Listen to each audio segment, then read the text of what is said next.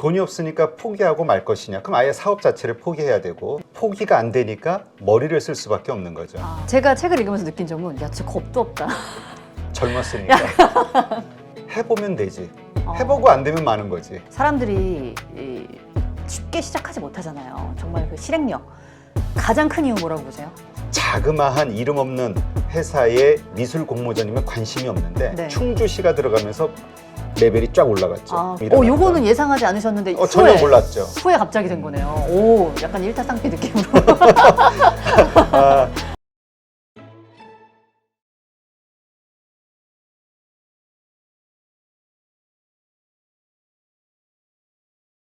자, 두 번째 원칙은 생존입니다.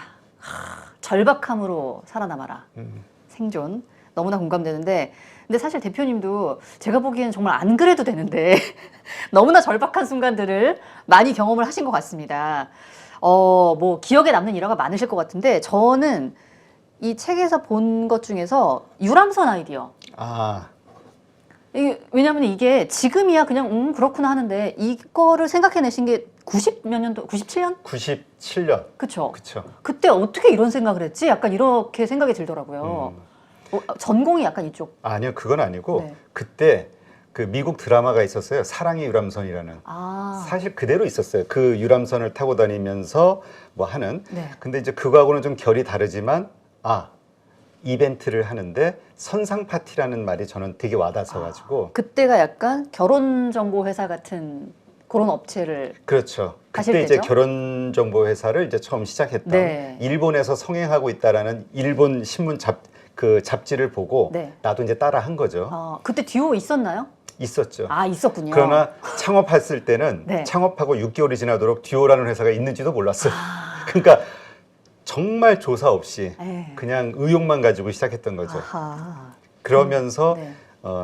현장에서 부딪히고 깨지고 하면서 이제 경험이 쌓여지게 되고. 네. 근데 어쨌건 네. 내가 그 처음 그 선상 파티 사랑의 유람선 이벤트를 했을 때는 결국 뭐냐면은 그때 97년도인데 배 한 척을 그냥 빌리는 거예요. 그래서 100명에 대한 식사비가 그때 한 5만 원 정도 하는 건데 내가 그 100명을 무료로 초대해서 내가 밥값을 내주겠다. 파티를 즐겨라. 한강 유람선 타고 떠다니면서 이 컨셉이 1997년도에는 아주 신선하고 너무나. 또 사람들이 선망하는 네. 뭔가 귀족이 된 듯한 네. 상류층이 된 듯한 어떤 느낌을 주는 이벤트였던 거죠. 지금도 선상 파티하면 좀 그런 로맨틱한데 그 당시에 어땠을지가. 그렇죠. 거기 그 4인조 그 뭐라 오케스트라. 그래요? 네, 오케스트라 이런 안현악단 오고 막. 그런 분들 와서 막 하고 네. 이랬으니까. 하여튼 그런 근데 이런 걸 알면 이제 많은 분들이 돈이 많았겠구나 이렇게 생각할 수 있는데 그때 이 사업을 시작할 때 제가 가지고 있던 거는 중고차를 팔아서 만든 450만 원 정도의 돈밖에 없었어요. 그래서 어떻게 했냐면은 한 200만 원 정도 걸고 계약을 하고 네. 그 다음에 이제 이것을 선상 파티 이런 한 달 후에 한강에 사랑의 유람선이 뜬다 이런 이벤트를 신문 기사화하면서 네. 언론에서는 이건 뭐 뉴스거리니까 네네. 막 했죠. 혼자이신 분들 직장에서 외로우신 분들 막 가보라고 막 이랬을 때였으니까 그렇게 하면서 이제 준비를 한 거죠. 그리고 그렇게 일을 벌리고 이제 아는 선배한테 네. 가서 잔금을 치를 돈 좀 빌려달라. 뭐 이렇게 얘기도 하고. 그리고 이것을 그럼 나는 뭘 원했었냐면은 네. 사실 어떤 일을 할 때 가망 고객 리스트를 확보한다는 거는 정말 힘든 일이거든요. 그리고 상당한 시간과 비용이 들어가는 일이고. 네. 근데 이러한 행사를 하면서 100명을 초대하는 행사지만 신청자가 거의 뭐 수천 명 몰리다 보니까 가망 고객 리스트를 확보하고 이 행사 이후에 그분들을 상대로 영업을 하면서 매출을 올릴 수 있는 원래 계획은 그거였고 또 잘 계획대로 돼서 그게 이제 성공적인 이벤트가 됐던 거죠. 일단 그러니까 500명 모집했는데 100명. 100명 모집했는데 1000여 명이. 예, 제 아직 긴가민가 하는데 네. 기억으로는 그 이상 수천 명, 한 거의 2,000명 가까이 됐던 것 같아요. 그리고 그렇게 성공적으로 또 기사도 나고 이러니까 홍보 효과도 좀 나왔고 그렇게도. 아니 근데 저는 이게 그러니까 신기한 게 그 그때 아이디어를 어떻게 탁 그때 그 이거 한 생각을 어떻게? 사회자가 네. 이창명 씨라고 그때 TV는 네. 사랑을 싣고 리포터. 네. 내가 이 행사를 하는데 이 상류층 행사인데 네. 아니 상류층 행사는 아니죠. 상류층 행사 같은 행사인데 네네. 상류층 MC가 같은 행사. 그렇지. 우리는 평범한 사람들이고 좀 뭔가 그 잘할 수 있는 분이 와줬으면 좋겠다. 그래서 네. 이창명 씨. 그래가지고 내가 그 KBS 찾아가서 직접 만나서 설득을 해서 기다리고 있다가 네. 그래서 촬영하러 들어가는 사람 붙잡고 거기서 이제 설득을 해서 이 MC로 상당히 저렴한 가격에 와주셨죠. 이창명 씨도 그렇게 섭외를 하고 성공적으로 해서 어쨌든 요거 이후에 투자를 좀 많이 받게 되신 건가요? 아니요, 그건 아니고 이것으로 인해서 이제 제대로 이제 그 사업을 시작할 수 있는 기반. 왜냐하면 이때 당시에 제 사무실이라고 하면은 겨우 그 종로 3가 그 한 평 반짜리 책상 딱 2개 들어있는 월세 보증금 없이 월세 70만 원짜리 있었거든요. 60만 원짜리. 그렇게 아주 초라하게 시작한 사업이지만 성장할 수 있는, 확장할 수 있는 계기가 된 거죠. 그리고 많은 사람들은 우리 회사가 나는 돈이 없어서 한 어떤 행사인데 사람들은 얼마나 큰 회사길래 이렇게 큰 비용을 무료로 막 해주면서 할 것이냐. 네. 그런 어떤 이미지 효과까지 얻으면서 그래도 좀 수월하게 시작할 수 있는 어떤 계기가 됐죠. 네. 근데 지금 사람들이 그렇게 생각했던 것처럼 야 얼마나 탄탄한 회사길래 그러니까 자금력이 있는데 이렇게 하면은 아이디어가 좋다지만 제가 책을 읽으면서 느낀 점은 야 진짜 겁도 없다. 젊었으니까. 이런 생각이 딱 들더라고요. 네. 와. 그리고 또 이제 이런 비슷한 에피소드가 많이 나오는데 돈 한 푼 안 쓰고 로버트 드니로와 앤 해서웨이를 광고 모델로 썼던 이 에피소드도 있어요. 그러니까 결국은 뭐냐면 이게 다 절박함에서 오는 것 같아요. 내가 성공을 시키고 싶은데 내가 그 성공을 시키기 위해서 필요한 광고라든가 여러 가지를 집행할 돈이 없을 때 네. 돈이 없으니까 포기하고 말 것이냐. 그럼 아예 사업 자체를 포기해야 되고 네. 내 목표를 포기해야 되는데 포기가 안 되니까 머리를 쓸 수밖에 없는 거죠. 그 선상 파티도 그렇고 지금 이것도 제가 한 13개 기업, 스타트업 기업들에 투자를 하고 성장을 시켜나가는 그 과정에서 정말 고생을 많이 했는데 결국 우리 이 기업들을 홍보하기 위해서 뭔가 특급 모델을 써보고 싶은 거예요. 네. 왜냐면 인지도가 다 약하니까. 근데 그 모델을 쓰자니 돈이 너무 많이 들잖아. 그래서 돈이 들지 않는 방식으로 모델을 쓰고자 머리를 쓴 게 결국 그 인턴이라는 영화가 한국에 들어왔을 때 네. 그 어디죠? 워너브로더스에다 제안을 해서 우리랑 같이 공동 마케팅을 펼치자. 우리도 스타트업 기업들 13개로 이루어진 집단인데 그런 인턴을 한국판 로버트 드니로를 찾아보는 행사를 해보자라고 설득을 하기 시작했고 네. 그리고 그 워너브로더스가 예스라는 대답을 하도록 하기 위해서 서울시를 또 설득을 해서 워너브로더스와 함께 이 시니어 인구들, 은퇴자들에 대한 새로운 취업과 관련된 데이터를 만들어주겠다 하면서 서울시를 끌어들였죠. 그래서 워너브로더스도 오케이가 됐고 그래서 공동 마케팅을 펼칠 수가 있었고 로버트 드니로와 앤 해서웨이 이 초상권을 원 없이 쓸 수가 있었죠. 막 광고에다가. 그러니까 결국은 돈 한 푼 없이 하게 된 거죠. 약간 좀 배포가 크다. 배꼽도 큽니다. 원래 좀 그런 스타일이셨나요? 어렸을 때부터? 그거는 아니고요. 네. 그러니까 이게 다 절박함에서 시작이 되는 거죠. 아까도 말씀드렸지만 사업할 때 뭐 한 500만 원도 몇 개 안 되는 그거 가지고 그 사업을 시작했고 거기서 성공을 하려다 보니까 결국 이러한 방식으로 계속 나의 존재를 세상에 알릴 수밖에 없는 그러니까 이게 계속 필요에 의한 절박감에서 시작이 된 그 경험이 계속 누적이 되어 왔던 거죠. 근데 안 될 수도 있겠다라는 생각을 안 하시진 않으시죠? 네, 일단은 해보면 되지. 해보고 안 되면 많은 거지.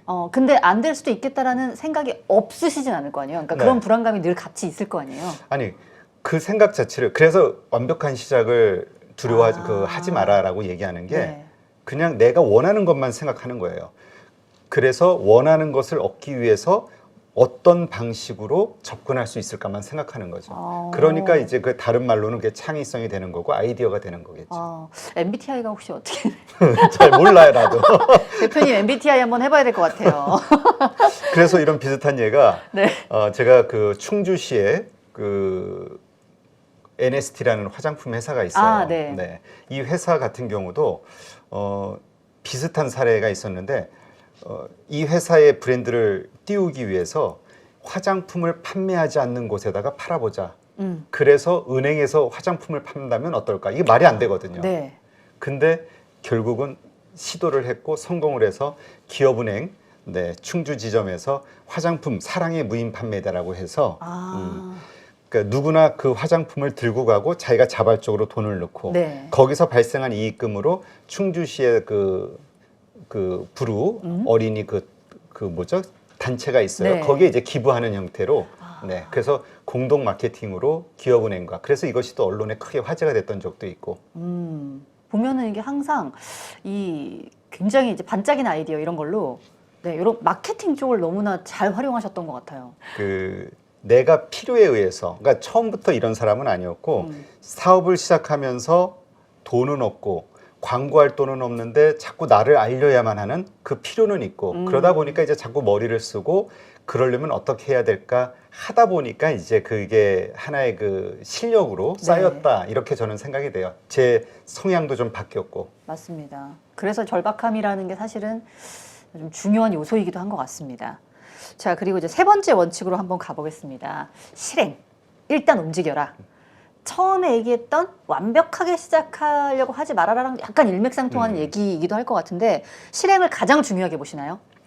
저는 그렇게 생각해요. 왜냐하면 무엇인가 계속 그 도전을 하는 거, 그 행동을 하는 것은 언젠가는 성공할 수밖에 없다. 시간의 문제이지.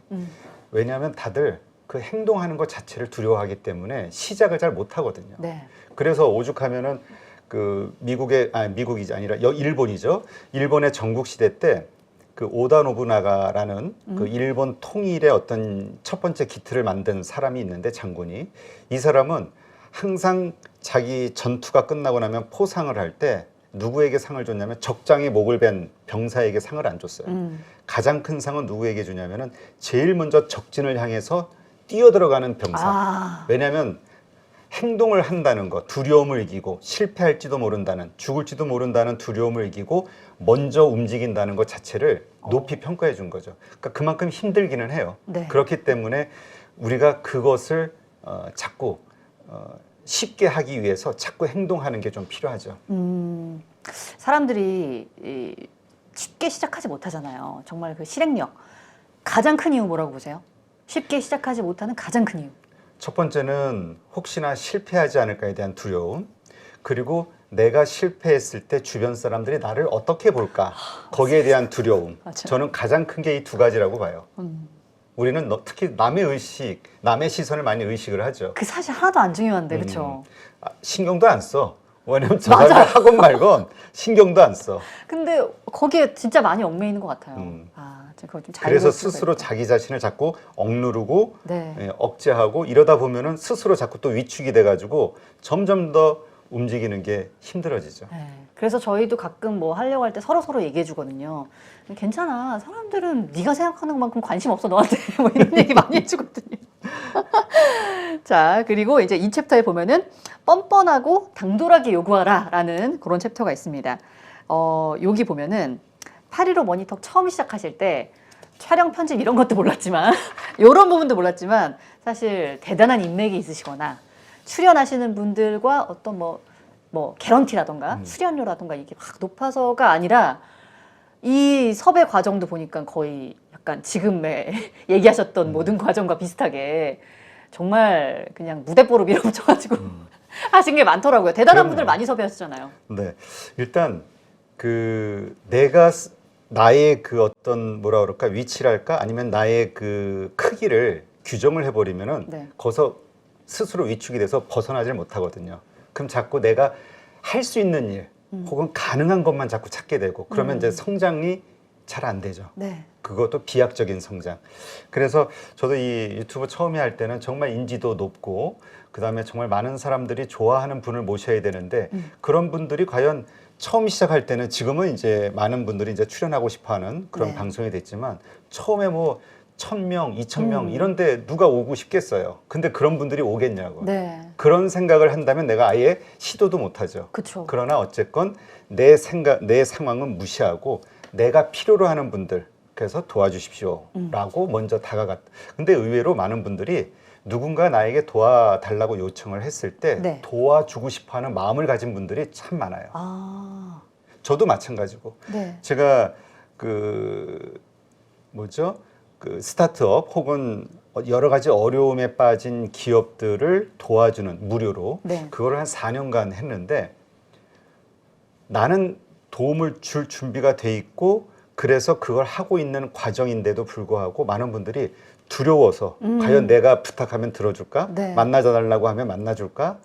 상담해달라고 하면 상담해줄까? 두려움으로 못하는 분들이 정말 많더라고요. 아, 맞아요. 그게 이제 어떻게 보면 좀 약간 아쉬운 소리 하기 싫어하는 그런 것도 있는데 우리의 마음속에 항상 이제 그런 부분이 있어서 선뜻 용기를 내기가 쉽지가 않은 것 같습니다. 그리고 그러기 위해서는 스스로 뻔뻔해져야 돼요. 네. 그래서 뻔뻔하고 당돌하게 요구하라.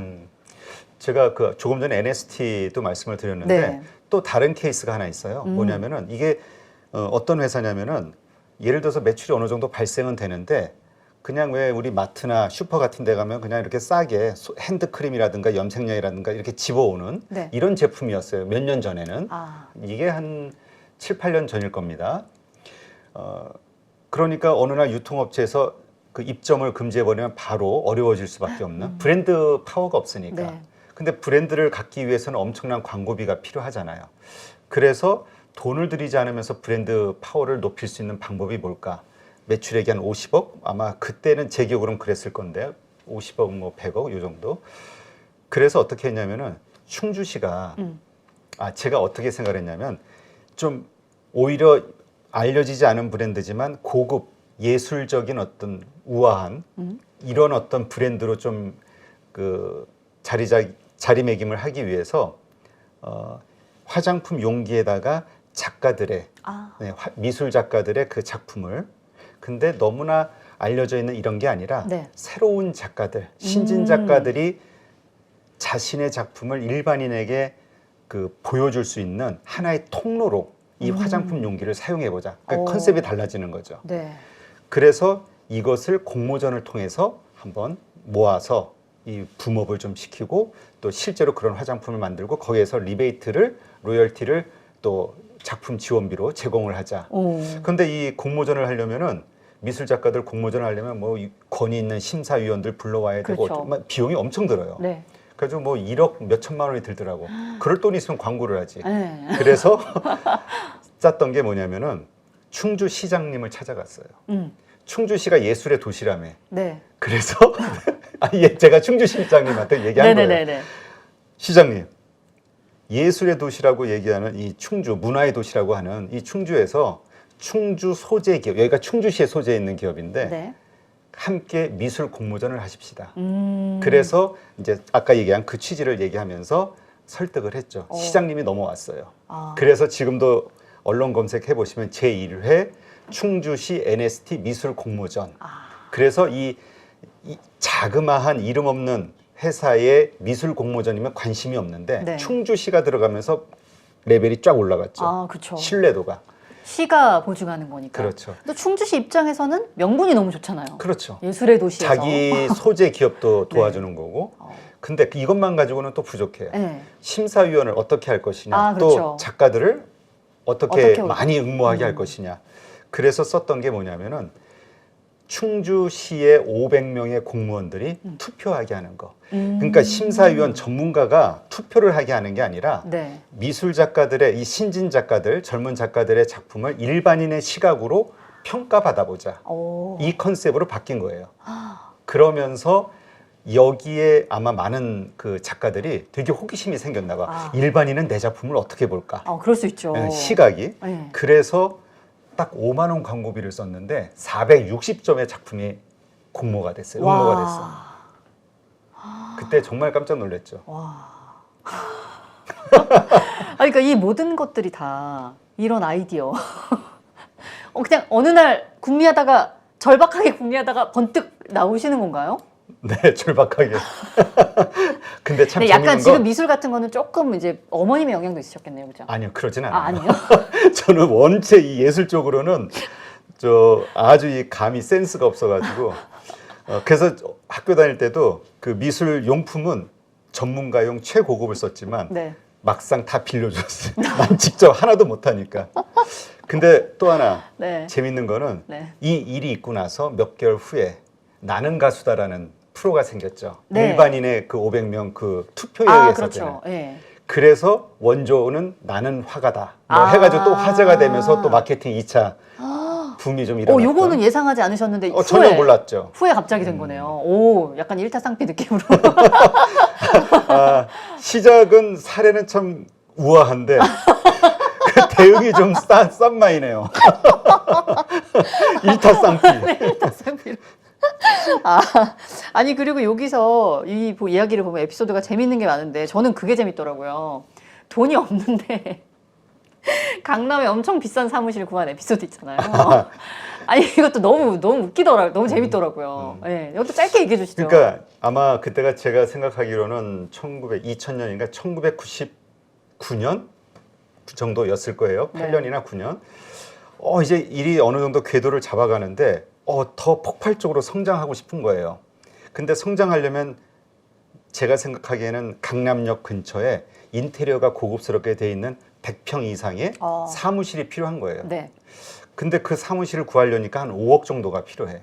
그래서 벤처 캐피탈 전화번호 부책에 있는 그 모든 곳을 다 연락하고 찾아가서 브리핑을 했어요. 네. 한 30몇 군데를. 네. 다 거절당했어요. 그래서 더 이상 안 되는 걸로 딱 포기해야 되는 그 순간에 네. 이제 근데 끈질김. 이야기를 끊어서 너무 죄송하지만 그런 순간에 그 몇십 군데에서 다 거절당하면 네. 진짜 눈물 나지 않나요? 힘 빠지죠. 네, 너무 힘들지 않나요? 힘들죠. 네. 그리고 그 거절 당하는 게 얼마나 매몰찬 거절도 네. 있겠어요. 그러면 스스로 막 자기 비하감 들 네. 때도 있고. 근데 이렇게 생각하면 돼요. 이거는 당연하다. 아, 이게 저 사람은 날 모르잖아. 그렇죠. 그냥 나 역시 누군가가 왔을 때 나도 아마 비슷한 대응을 할 수밖에 없는 거죠. 그러니까 나를 잘 아는 사람이 나를 모두 알면서 이런 냉엄한 그 어떤 부정적인 시각으로 나를 판단한다 했을 때는 슬프겠지만 나를 잘 모르는 사람들이니까 그냥 그러려니. 그래서 마음을 다시 추스리고 네. 돈을 안 주겠다면 사무실을 투자 받아보자. 그래서 부동산에 가가지고 지금 내가 필요로 하는 사무실 공실 나와 있는 리스트를 전부 뽑았죠. 네. 그리고 전부 찾아가서 이제 세입자처럼 네. 가가지고 다 살펴보고 네. 그다음에 사장님 좀 만나게 해달라. 보통 그런 빌딩은 건물주. 건물주는 이제 직접 소개를 안 하니까 네. 관리인한테 이제 얘기해서 사장님이 와. 그럼 이제 제가 첫 번째 간 곳에서 그랬죠. 사장님, 제가 이렇게 여차저차한데 필요해서 투자를 받으려고 했는데 실패했습니다. 이 사무실을 저에게 투자해 주시죠.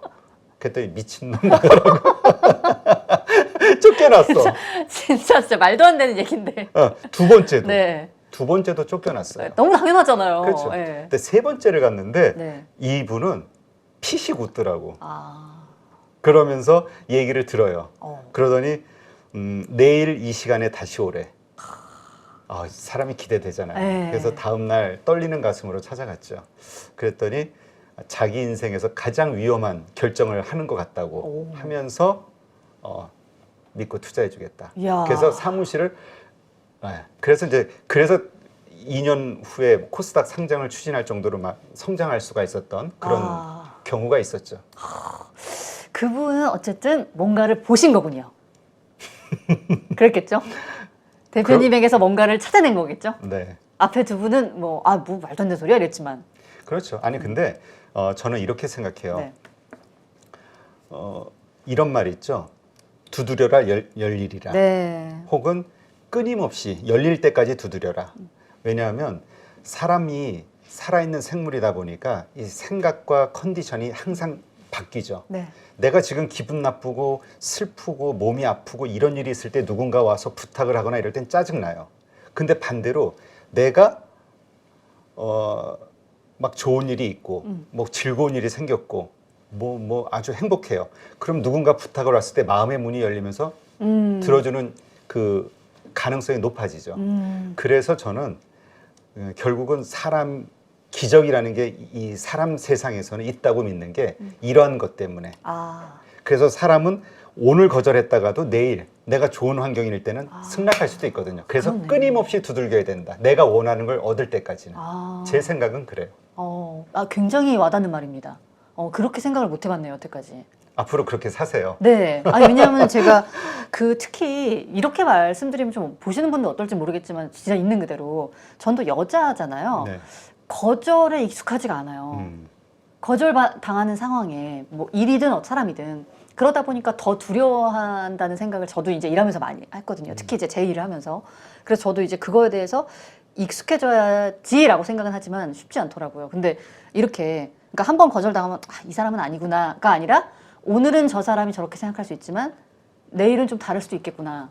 이런 마음으로 조금 보면은 제가 꼭 반대 케이스가 하나 있는데 네. 그러니까 제가 좀 이렇게 잘 나간다고 이제 언론에 소개가 되다 보니까 반대로 저를 그렇게 찾아오는 분들이 있었어요. 근데 그 가운데 제가 아직까지 기억에 남는 분이 영화 감독이야. 네. 근데 어느 날 전화가 와가지고 막 약간 긴장된 목소리로 되게 조심스럽게 얘기를 해요. 만나서 커피 한잔 하고 싶다고. 오라 그랬죠. 만났어요. 만났더니 이제 얘기를 하는데 자기 이제 영화 배우고 이제 그 배우하고 다 촬영팀하고 세팅을 해놓고 슛을 들어가기 직전인데 투자자 한 명이 빠졌다는 거예요. 그러면서 내가 투자자로 대신 들어와 줬으면 하면서 내 앞에다가 대본을 놓더라고요. 물론 대본 제목은 좀 이상해요. 네. 불타는 숲속의 산장 막 이런 거야. 첫 장을 열었는데 헉헉으로 시작이 돼. 아니 무슨 시나리오가 신음소리만 나와. 그래서 내가 웃으면서 그걸 봤어요. 무슨 영화죠? 에로 영화. 에로 영화. 에로 영화. 네네. 근데 이제 하여튼 다 보고 나서 내가 그냥 그래도 얘기했죠. 내가 잘 모르는 곳에 네. 투자하지 않는다. 두 번째, 지금 다른 데 투자할 만한 여유가 없다. 이렇게 거절을 했어요. 그랬더니 바로 그냥 시무룩한 표정으로 힘없이 이렇게 짐을 싸더라고요. 그때 들은 생각이 뭐냐면은 네. 처음에는 용기 있게 다가왔잖아요. 그 자체는 신선하고 뭔가 될 사람으로 보이거든요. 근데 그 다음에 한 번에 어떤 거절, 여기에 쉽게 굴복하는 모습을 보일 때 뭐하러 이렇게 약한 모습 보일 거면 여기까지 왔지? 오히려 반대의 마음이 떠오르더라는 거죠.